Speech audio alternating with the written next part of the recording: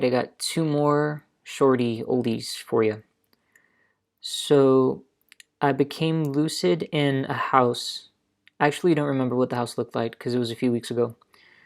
But this streamer that I watch all the time was there in that house. Don't know them in real life at all, but they were in the kitchen. So I lost my vision, and so I started feeling around the ground and stuff that was nearby, just to keep the dream from going away. And started singing one of those happy songs to prevent the streamer person from turning into a scary person.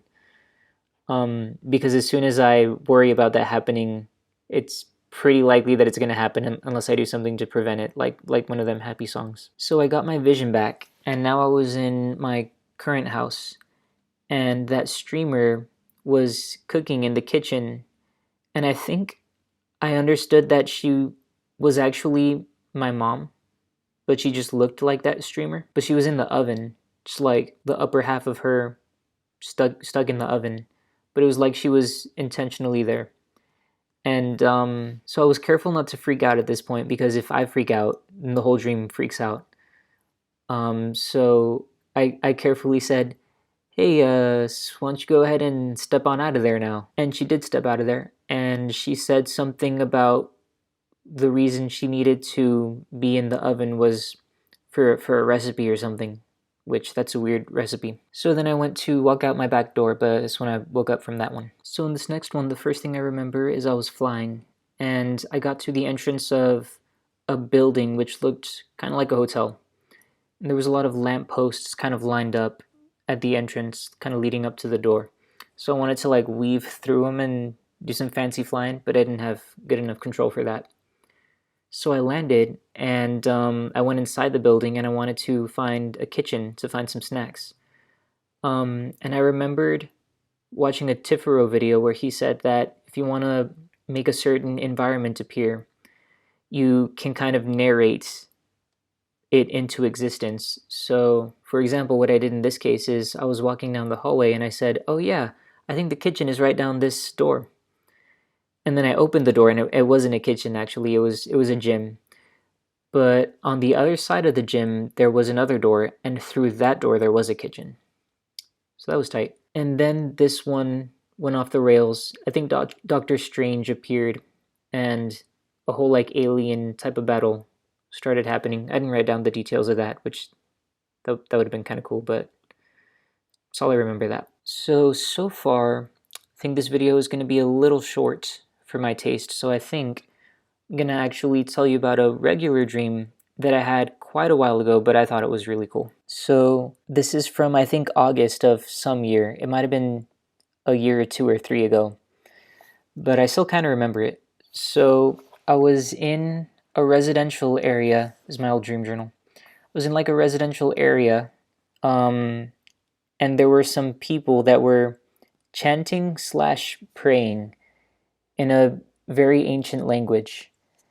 And I guess, I mean, it looked like an American town, but there were people who around who spoke that language apparently, or they spoke a more modern version of this language. So I guess it's kind of like Sanskrit, which is no longer, or is it in use still? I'm not sure. But in this dream, it was a language that no one really spoke anymore. But these people who spoke a language that was related to that ancient one, they were giving me translations, but all their translations were completely different. None of them agreed whatsoever, which is kind of like how that works in real life, unfortunately.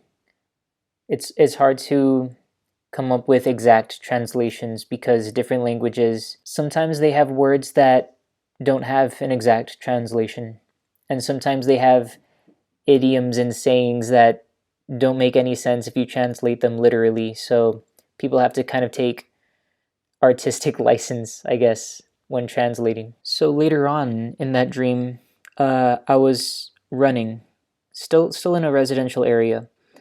So I had jumped over a fence and I was hiding in the front yards of some people these people were out in their front yards doing some stuff, probably like having a barbecue or things of that nature.